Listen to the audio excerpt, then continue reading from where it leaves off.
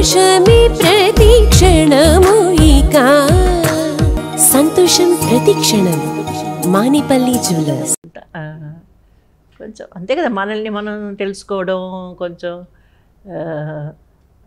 ఇది ఇట్లా వెళ్ళడం, స్పిరిచువల్ లైన్లో కొంచెం ఉండడం కూడా మంచిది, తెలుసుకోవడం కూడా మంచిది కదా. మన గురించే కాదు, అన్నీ తెలుసుకోవచ్చు. అలాగే మీ ఫస్ట్ రెమ్యూనరేషన్ గుర్తుందమ్మా?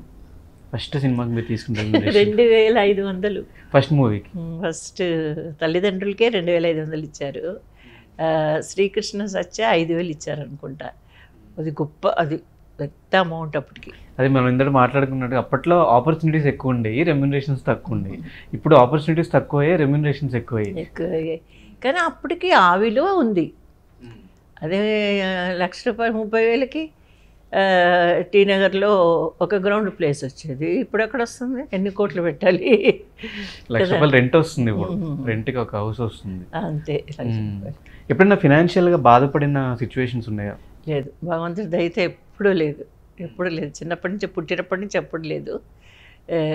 మా నాన్నగారు మంచి జాబ్ చేసేవారు, కోఆపరేటివ్ మార్కెటింగ్ సొసైటీలో డిస్ట్రిక్ట్ మేనేజరు. 10 మంది మేము.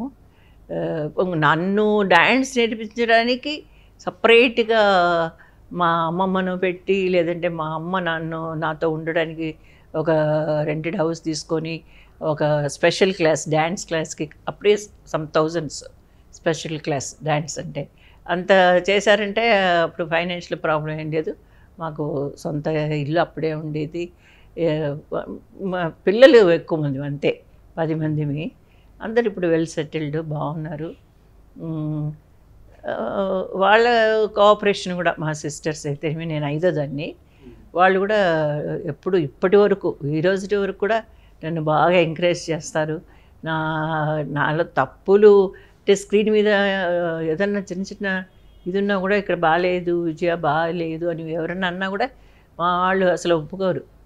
లేదు నువ్వు కరెక్ట్గానే చేసావు, బాగానే చేసావు అని అలా ఎంకరేజ్ చేస్తారు. కానీ ఈరోజు వరకు ఎప్పుడు వాళ్ళు ఇది చేస్తున్నారు లేదు నన్ను.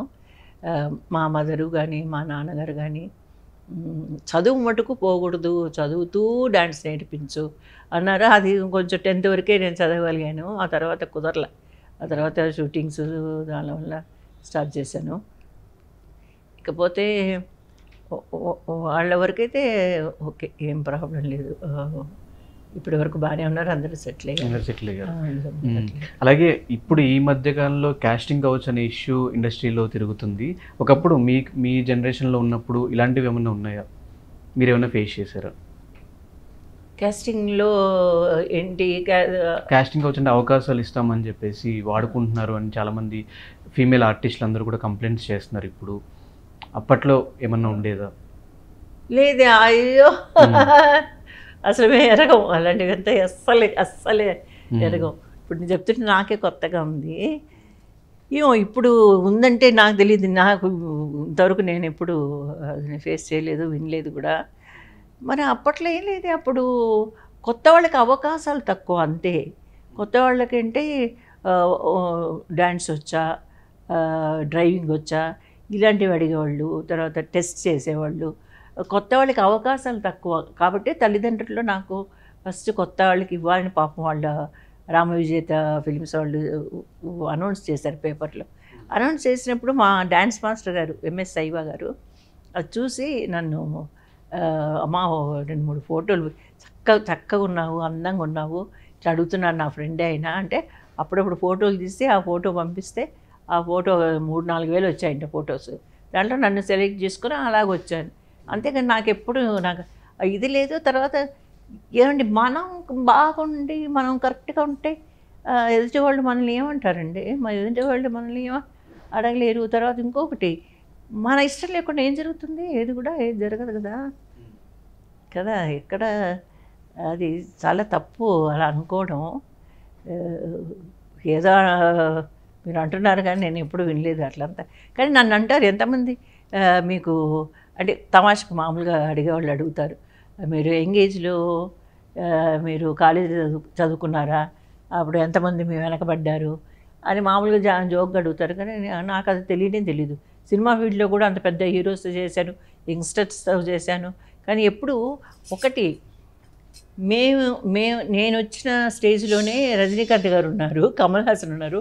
ఎవరికి వాళ్ళు పైకి రావడానికి వాళ్ళు ప్రయాసపడుతున్నారు, ప్రయత్నిస్తున్నారు. అలాంటప్పుడు వాళ్ళకి ఇంకొక ఆలోచనలు రావు కదా. వాళ్ళు పెద్ద హీరో అయ్యి సూపర్ స్టార్ అయ్యి ఉలగనాయకుని కమల్ హాసన్ గారు అయిన తర్వాత ఆ తర్వాత విషయాలు, పర్సనల్ విషయాలు నాకు తెలియవు. కానీ నా స్టేజ్, నా దీని వరకు అయితే నాకు ఎటువంటి ఇబ్బందులు ఎప్పుడు కలగలేదు. పాపం ఎవరిని తప్పు పట్టడానికి లేదు. అసలు ఏ ప్రొడ్యూసర్స్ అయితేనేమి, డైరెక్టర్స్ అయితేనేమి, ఏ హీరోస్ అయితేనేమి, ఏ టెక్నీషియన్స్ అయితేనేమి, ఏ రోజు కూడా నా దగ్గర తప్పుగా ఒక్కరోజు కూడా ఎవరు ప్రవర్తించిందే లేదు. దానికి మెయిన్ రీజన్ ఏంటంటే మన యొక్క ప్రవర్తనే మెయిన్. మన ప్రవర్తనలో కొంచెం తేడా కనపడితే ఎవరైనా ఇంకొక వాళ్ళకి ఒక దారి చూపించినట్టు ఉంటుంది. కాబట్టి వాళ్ళు అడగడానికి ఒక ఇది ఉంటుంది, ఛాన్స్ ఇచ్చినట్టు ఉంటుంది. అంతేగాని నా వరకైతే అది నమ్మను. అదంతా నథింగ్, అస్సలు లేదు. ఈ ఫ్యాన్ వార్స్ మీద మీ ఒపీనియన్ ఏంటి? ఒకప్పుడు ఉండేవా లేవా?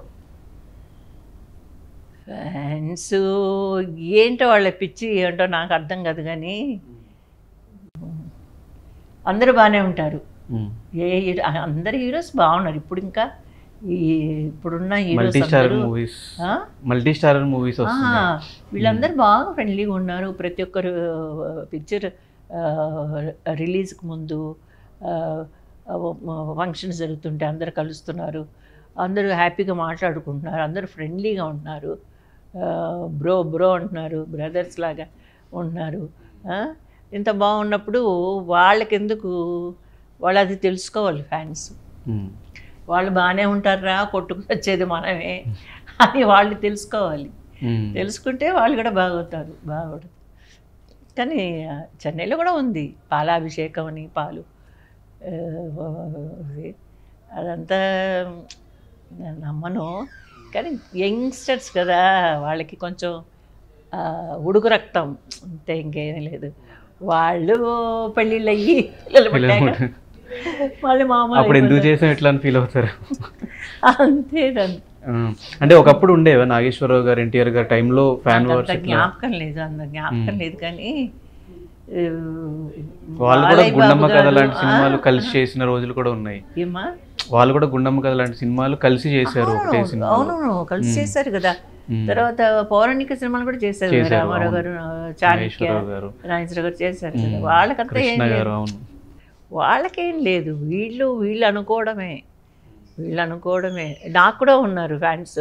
అసోసియేషన్ పెడితే బాబు నాకు వద్దు, ఒక 2-3 సంవత్సరాలు పెట్టారు. మన మీద వెళ్ళిన తర్వాత నాకు రోజు పోస్ట్లో కట్టలు వచ్చేవి లెటర్స్. అబ్బా నా వల్ల ఏది కాదు. నాకు ఒక పిఆర్ఓ ఉండి దానికి సమాధానాన్ని కార్డ్స్ అనమాట పంపించి తర్వాత నేను చెప్పాను, ఎందుకు వద్దు ఇదంతా, మీకు వేస్ట్. ఏదన్నా బర్త్డేలకు రావడము, విష్ చేయడము, అక్కడి నుంచి ట్రైన్ టికెట్లు పెట్టుకొని రావడం, అది వద్దు బాబు అనేసి మదురై, కోయంబత్తూరు ఇక్కడంతా ఉండేవాళ్ళు నాకు ఫ్యాన్స్ చాలామంది ఉండేవాళ్ళు. నేనే వద్దని చెప్పేశాను. ఇప్పటికీ ఉన్నారు ఫ్యాన్స్ మీకు? ఎత్తుని చూసాక ఈ జనరేషన్ కూడా ఫ్యాన్స్ అయిపోయారు. అవును, నిన్న సినిమాకి వెళ్ళాను. సినిమాకి వెళ్తే చాలామంది గుర్తుపెట్టారు. మాస్క్ వేసుకున్నా కూడా గుర్తుపెట్టారు. అందరు ఫోటోస్ తీసుకున్నారు. F3 చూసాం, F2 చూసాం, F3 చూసాం, F4 ఎప్పుడు వస్తుందండి, F4 ఎప్పుడు వస్తుందండి. బాబాయ్ మాకన్నా ఆతృతంగా ఉందా మీకు అంటే, అవునండి F3 తర్వాత ఎక్కువ గ్యాప్ ఇవ్వకండి, తొందరగా F4 వస్తే బాగుంటుంది అన్నారు. అలా నెక్స్ట్ ఇప్పుడు ఏం చేస్తున్నారు మా ప్రాజెక్ట్స్ తెలుగులో? నెక్స్ట్ ఇప్పటికైతే నేను ఏది ఒప్పుకోలేదు ఇంకా. చూడాలి మరి, ఇంకా ఇప్పుడే వచ్చాను కదా, షిఫ్ట్ అయ్యాను, ఇక్కడే ఉంటున్నాను అనేది తెలియాలి. తర్వాత క్యారెక్టర్స్ కూడా రావాలి కదా, నాకు తగిన రోల్స్ అనేది రావాలి. ఇంకా వస్తే బామ్మ క్యారెక్టర్సే ఉంటాయి. బామ్మగా చేసాం కాబట్టి అవే రావాలి, బామ్మ క్యారెక్టర్స్. క్యారెక్టర్స్ అనేది వేయడం ఏముంది, అంత మేకప్లో ఉంది కదా మా ఇచ్చాం ఏ క్యారెక్టర్. నేను 25 years నాకు ఉన్నప్పుడు నేను మదర్ క్యారెక్టర్ చేశాను. తర్వాత పెళ్ళని చెప్తే వినాలి, నాకు జస్ట్ 30 years అప్పుడు ఆ సినిమా చేసేటప్పుడు అప్పటికే ఫుల్ వైట్ వేసేసి గిరిబాబు గారు నా కొడుకు ఎలా అని చెప్తే వినండి.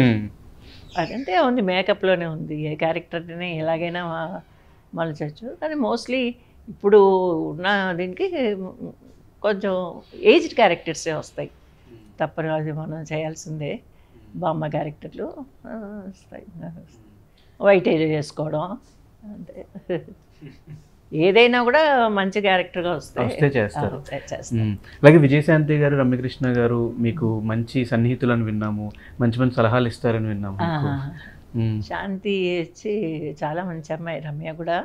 రమ్య బడ్జెట్ పద్మనాభం అంతకుముందు తమిళ్లో చేసాము రమ్యతో. తర్వాత తమిళ్లో దేవుడి సినిమాలు, అదే అమ్మన్ మూవీస్ అంటారు కదా, అది దేవుడి సినిమాలు రమ్యతో చాలా చేశాను. శాంతితో చాలా సినిమాలు చేశాను నేను. బాగా క్లోజ్గా ఉండేవాళ్ళం. మంచి సలహాలంటే అది ఫ్యూచర్ గురించి మాట్లాడుకునేవాళ్ళం.